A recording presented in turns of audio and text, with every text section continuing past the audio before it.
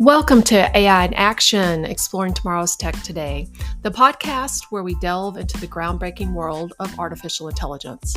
I'm Maurie, and with me is my husband, Jim.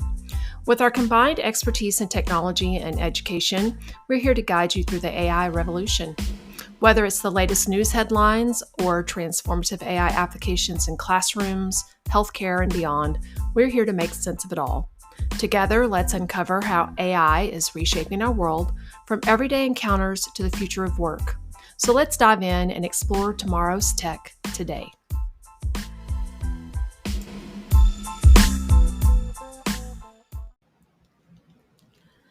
Hello, and welcome to AI in Action. We hope that everyone is looking forward to a great week. My name is Maurie, and I'm here with my husband, Jim. In today's episode, we are going to revisit some of the previous podcast topics. Specifically, we are going to talk about the latest in education, in some medical news, and then also some things that are going on with the regulations of artificial intelligence. So let's start with education. So if you think AI can be kept out of education, here's a big headline for you that I think is going to make you realize that is just not going to happen. Well, when we talk to teachers a lot, and we talk to them a lot about what you're going to do, how AI is going to impact education. You can't really block it. It's hard to get rid of. Well, Microsoft has been talking for quite some time about Windows 11. They're going to incorporate it directly in. I've been trying to get a copy of the pre-release of it. Well, now Google is going to incorporate AI into a writing tool in Chrome OS. Now, they've already been talking about putting it in the regular Google tools, Google Docs, whatever. But to incorporate it straight into the OS is kind of a big deal for schools. A lot of schools, including us, Over 2,000 Chromebooks. We bought a lot of Chrome. We bought ours before COVID, but because we had a program set up before then. But a lot of schools expanded, and we expanded during COVID. So, like you said, we have 2,200 Chromebooks. We have a lot, and putting it straight in the OS, can't really block that. No, you can't block it. I mean, I guess what we could do is go back to I don't know, slate and some other type of a writing utensil and just literally go back to the fundamentals. Hey, I took the last chalkboard out of the school district about when I first think got I had there. it in my fifth grade class. I remember having it Probably. removed from my classroom. So basically it is in education. It's going to be in education. It's here to stay. Now, we do go out and we train at different campuses, different school districts. We talk about processes to put in place to try to teach students how to use it. And as a tool, not as a crutch. So the other thing about education is artificial intelligence is happening over in the UK or the United Nations. It's a thing called UNESCO. Yeah, it's the United Nations. I actually had to look it up. I knew it was UN something, and UN's in New York, by the way. Oh, sorry. Anyway, it was kind of weird. I could not remember what that stood for. Maybe I never knew, but turns out that UNESCO stands for, I'll let you read that. United Nations Educational, Scientific, and Cultural Organization. And I just found out it's in New York. That is a mouthful. Anyway, I thought this article was interesting because obviously they're focused on global education.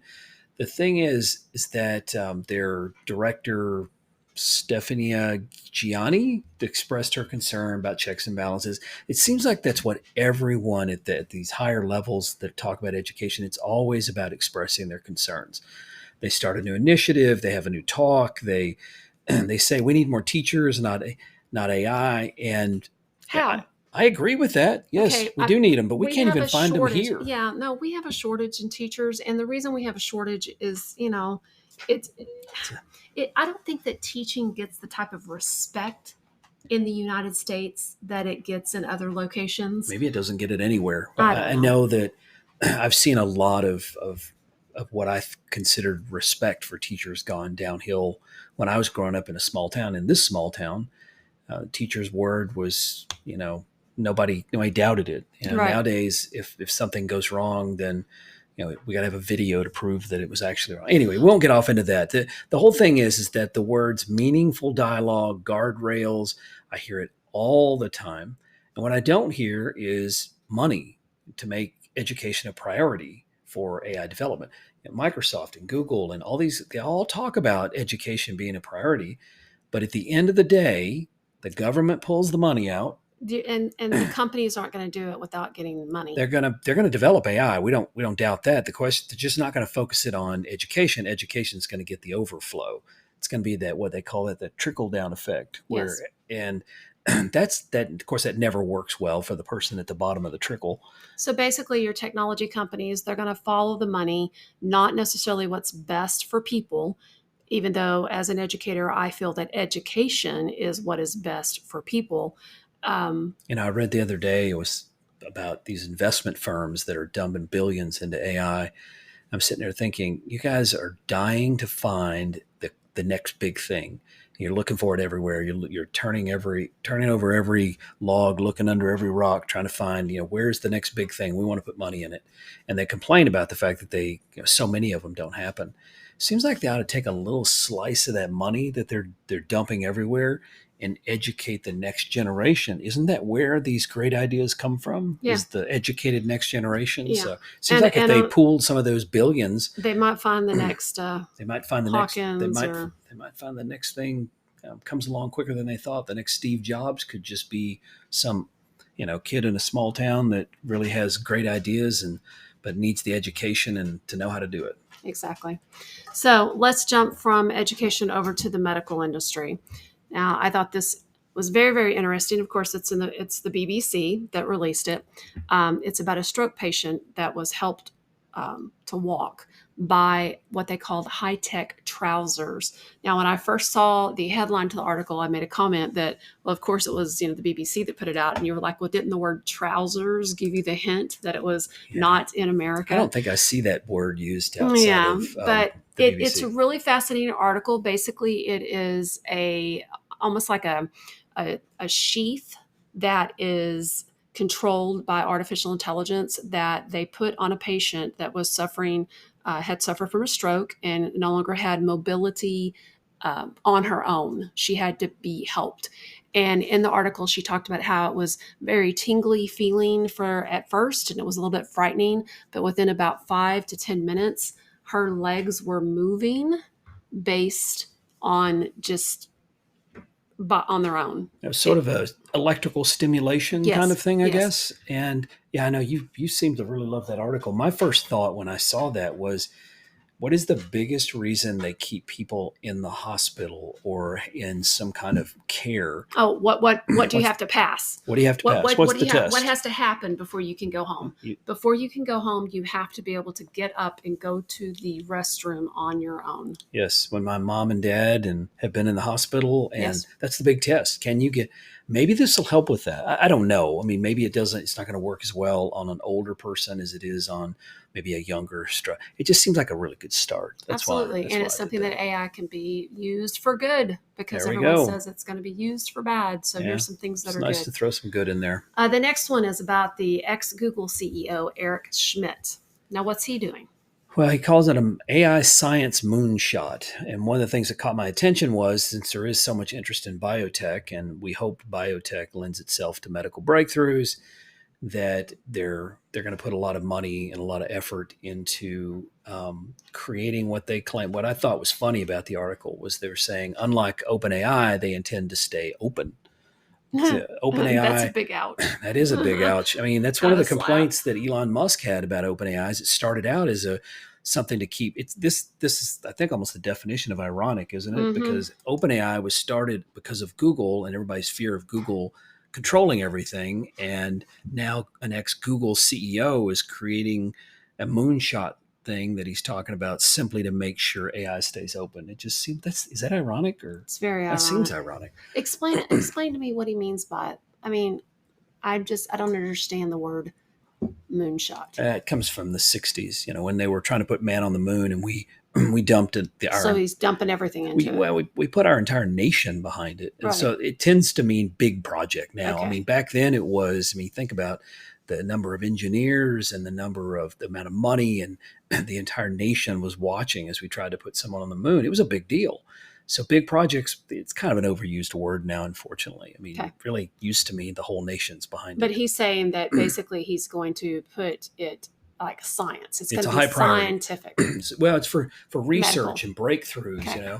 and there's a lot that goes on when you're trying to do. I mean, people don't realize the amount of hours, years of just slogging through data that some of these people do when they're these medical breakthroughs. They seem overnight because you hear about Hmm. them overnight, Right. but in reality, some researcher or group of researchers may have been working on it for decades Right. and slogging through all the data to try to find that little hidden pattern in it. It's a big deal. Okay. The next one, this just came out on the 17th. It's from decrypt.com.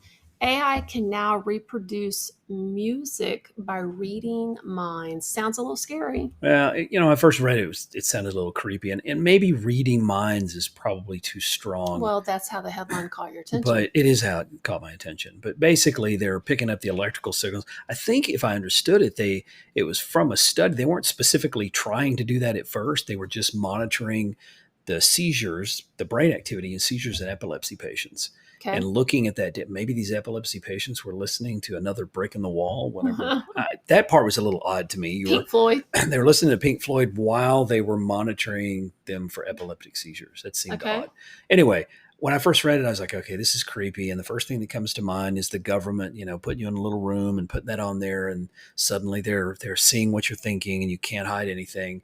And yes, maybe that's possible in the future, but my aunt lost her ability to communicate. I actually spent quite a bit of time. I think you and I were together Yes. by then. Yes. My aunt got cancer, and she slowly but surely lost her ability to speak. And we were trying back then very hard to find a text to speech Which did system. not really exist. No, we found something that we thought was kind of close, but she died before. Yes. When I finally got the thing where I thought it was usable, she passed away. So we never got to test it with her, which was terrible. And then we lived in Florida, and I was working for a company. There was a reporter that had come in, and he was talking to us about our products, but he had ALS, and you could tell it was robbing him of his ability, his mobility. But eventually, he said it was going to rob him. It was already robbing him of the ability to type, because he was having tremors, and I think it was ALS. But anyway, over time, he said it was going to rob him of his ability to speak and stuff like that. And I thought, to be locked in your body. My grandfather had Parkinson's disease, and very difficult to communicate. His brain was still working, but he lost his ability to control his body. And all of those instances, I thought, if they could make that work, just think what it would do for the life of those people, Well, let's go back. You just mentioned Parkinson's and control of your body. If the trousers that's a good thought. I hadn't thought about that. Can help you walk by making you move. I wonder if those electrical signals and AI can help calm your emotions. I think I read an article about that where they were trying to reduce someone's seizures through some kind of electrical stimulation. Maybe the tremors in their hands and stuff could be controlled. That'd be a great thought. Yeah, it would be. It would be. So anyway, a lot of potential. It's great potential to help people.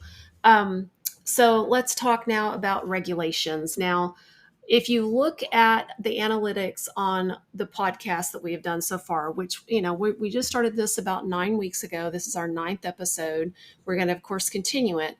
But one of the things that has been listened to the most is when we talk about regulations and what governments are doing to regulate artificial intelligence, because I think people are still a little scared of it.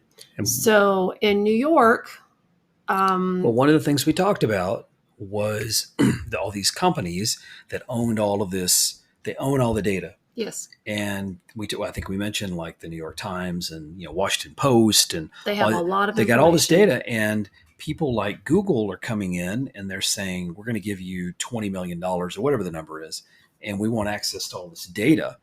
And so when you think about that, and you think about all this data, you got to think in the background, the New York Times is in negotiations. What a great way to make sure those negotiations move along if they're stuck, than to say, well, we're going to sue you for copyright. And if we win, which is the other article I read, if we win, you have to take out every bit of data that could have potentially come from the New York Times that you used to train your AI with. So lobotomize it. You have to lobotomize it. And of course, it's Well, almost of course impossible they're to going do to that. pay. Of course they're going to pay. Well, eventually, but as the article said here, there are some legal precedents all circling around the fair use thing. I've heard that one so many Mm-hmm. times. The Mm-hmm. fair use. I'm not a lawyer. I don't really understand exactly what the boundaries of that fair use. I'm not sure lawyers really understand it either. But Yeah, to me, I mean, it says here that in a 2015 federal court appeal, a ruling that happened, they found that Google had digitally scanned millions of books for its Google Books library, but it was permissible because of fair use and not copyright infringement. right. If I publish a book, I copyright or I can copyright that book. But if I publish a newspaper article, I is don't that know. really? I I don't know mean, if it is or because not. it's out there for consumption. It's out there Yeah, for I people to mean, read there's a reason for why that. free or just by buying that newspaper. Yeah, not anymore. They put them all behind Well, paywalls yeah, now. but Every time I get a news feed now, it's more articles that are on my news feed are behind a paywall I'd be than. curious as to what the fair use actually means. That's something I'm going to have to go look into a little bit more. Well, in the second case they mentioned, again, fair use. Andy Warhol, I think he was a painter, wasn't he? Yes, Andy Warhol yes, yes. Foundation. They had the same kind of thing that they had a copyright suit. And as I understand the outcome, they lost as well. So in both cases, fair use, they didn't violate it. I think we talk about fair use a lot at school too. And there's some kind of rules about schools and what they can use information for and educate. You don't have to pay for certain types of information. You they talk Yeah, about that some. I'm not sure I know there's a about. lot of rules about showing videos. We've Yeah. gotten little Well, we have to notice. pay for Yeah, we've gotten little videos. Yeah. notifications that can't show those little first graders. You can show the little first graders, but you can't show the first graders with their parents in the room or something like that. Yeah. Yeah. You can't show it for like extra activities or outside of the classroom or Something. things like that. So, all right. So let's talk about more regulations. There was a thing on August the 16th that came out about how state lawmakers want tougher regulations of AI technology. So, of course, it's a task force It's always a that task always force. a task force, and it was a national summit. They announced it in Indianapolis, focused on developing legislation to that unified There's or those. has unified languages that's going to put guardrails on how AI is used in the public and the private sectors. Yeah. So, Well, they did mention there was Democrats and Republicans. So I was about to make fun of this article because once again, it was about meetings and unified languages, guardrails. It's like the same old thing. over and I was over and beginning to over. think AI was actually writing these articles. Maybe it does, Maybe it does. but the discussion that it caught my attention because they were talking about how big it was, the National Conference of State Legislatures. I didn't know there was such a thing. I thought state legislatures, I didn't know they all got together. It must be a big meeting. Very big There's a meeting. lot of state legislatures. And it did say standing room only crowd Yes, on and the then AI regulation lawmakers piece. from Colorado, California, Texas, Florida, We got, Minnesota, we got a lot of all of these legislatures. different places, they all showed up, standing room only. And The last piece is what caught my attention because that sounded like a good idea. You and I talked about that on the regulation ones before. It seemed like to us yeah, that the European Union was doing doing it the right right thing because they couldn't figure out what they should regulate or how. So they said, look, we're just for going to take the now. things that are real obvious Right. that you really shouldn't do High risk. and high risk. And we're going to say, no AI there right now. If it's a high risk environment, there will not be artificial intelligence That's until they correct. figure it out, until they have a better handle on what it can and cannot do. And So and it's not going to how, be in the military things. It's not going to be. well, at least And they claim it's not. they claim it's not. And considering we spent a good chunk of today trying to get our little AI project Ugh. to stop hallucinating and doing some other things, we made some good progress. We made good progress, but it was But very frustrating. how you talk to it certainly makes a difference. We Absolutely. learned a whole bunch of new things. So I can see where having this thing, I don't know, controlling a car, for example, might be a bad idea. So Yeah. that leads us to the next article for you. There was a self-driving cruise vehicle that crashed with a San Francisco fire truck.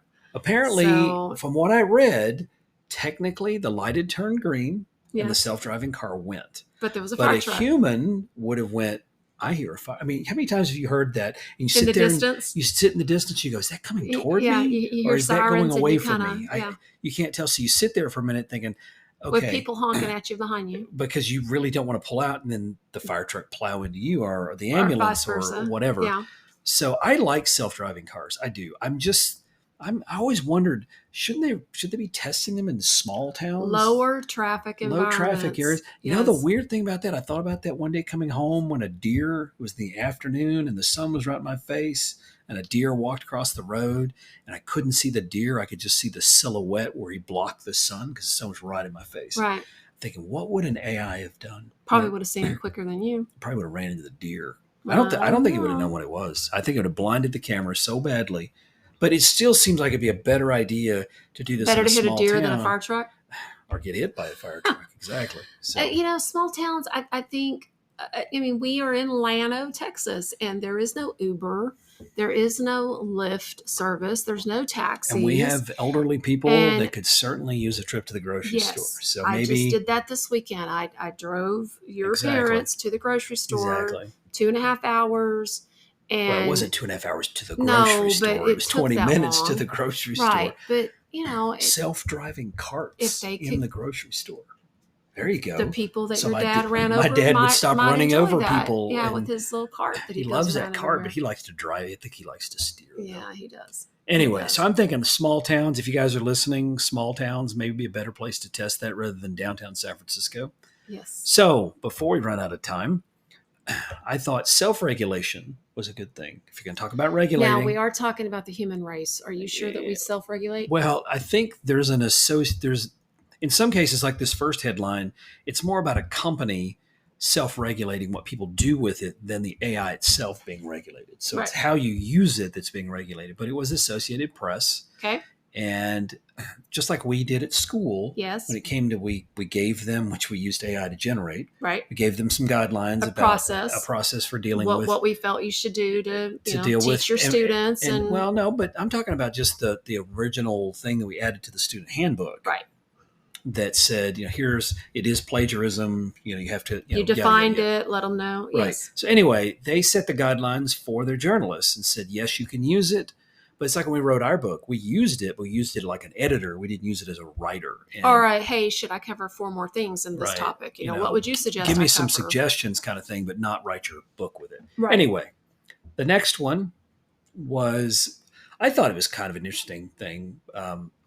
We think about all the content that was being generated before AI, when you're looking at Reddit, or you're looking at Facebook, or you're looking at all these, there's just so much content. So these content moderators, I don't even think all of them get paid. I think some of them do it volunteer, like the ones that do Wikipedia. Every time I see an AI now, they were trained on Wikipedia, but I'm not sure who's actually checking all that information. When our daughter was in elementary school, remember the librarian always told her, Wikipedia bad. Always. And when I use Wikipedia. When I taught junior high, I was one of the first teachers that would tell my students, and the English teachers hated that I told them this. I told them to start with Wikipedia. I thought that was the right way to do it. And they were like, no, it's a bad source. I'm like, not if you're starting with Wikipedia to see what sources the people have used to put the information into Wikipedia. It's the same idea as using AI. You use AI, but it's like an untrusted, and which is, by the way, what the Associated Press said. Use it as an unreliable source, right? But you can use it as a source. You have just to verify. Understand, trust but verify. Exactly. Absolutely. We set that together. Anyway, so the last one. Well, let's finish this one first. But there's one more thing I wanted to say before we wrap up. The content moderator thing I was talking about earlier. You got to wonder. I wasn't clear how they're going to do that. Are they going to, are they going to have the AI? Is Reddit going to add an AI in there and it's going to give suggestions to the content moderators? And I'm already seeing AI in Reddit. I see it all the time. This is not a person. Right. It's like at the very beginning. Instagram.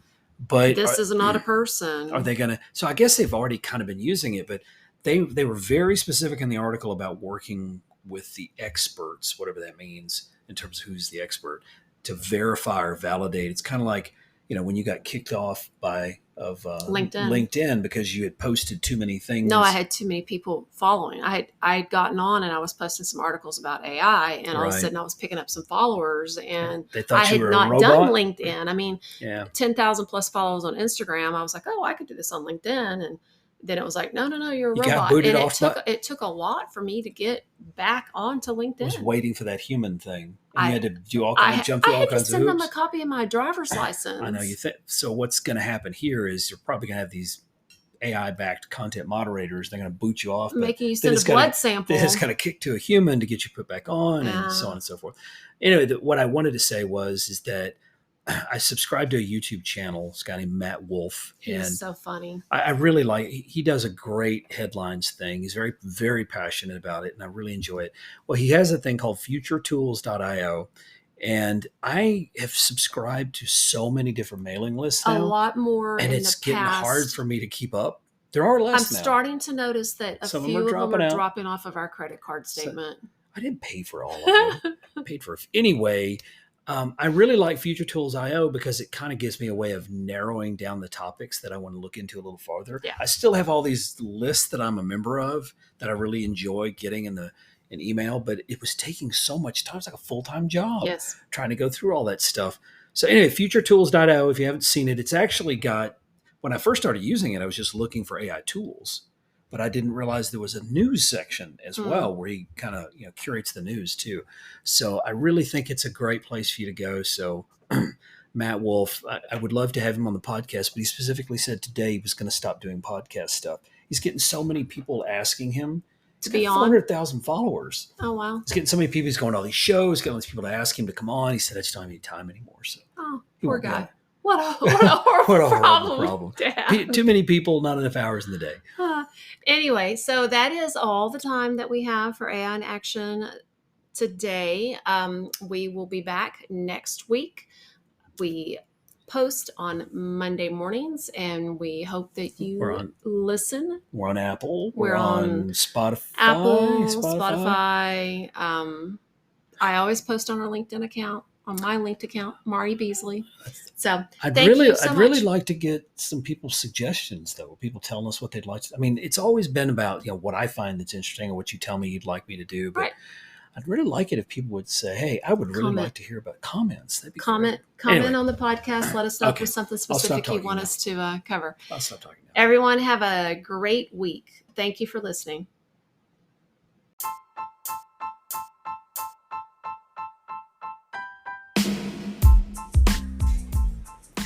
And that brings us to the end of AI in Action, exploring tomorrow's tech today. We're Maurie and Jim, your guides on this exciting journey through the world of artificial intelligence. We hope today's conversation has left you with fresh insights and a deeper understanding of how AI is shaping our future. If you enjoyed our discussion and want to stay up to date with the latest in AI, make sure to subscribe and share the podcast with your friends and colleagues. Remember, the future is not something that just happens to us. It's something we can actively shape and influence with knowledge and action. So let's continue exploring, innovating, and taking action. Thank you for joining us today. We look forward to sharing more exciting AI developments with you next time on AI in Action, exploring tomorrow's tech today.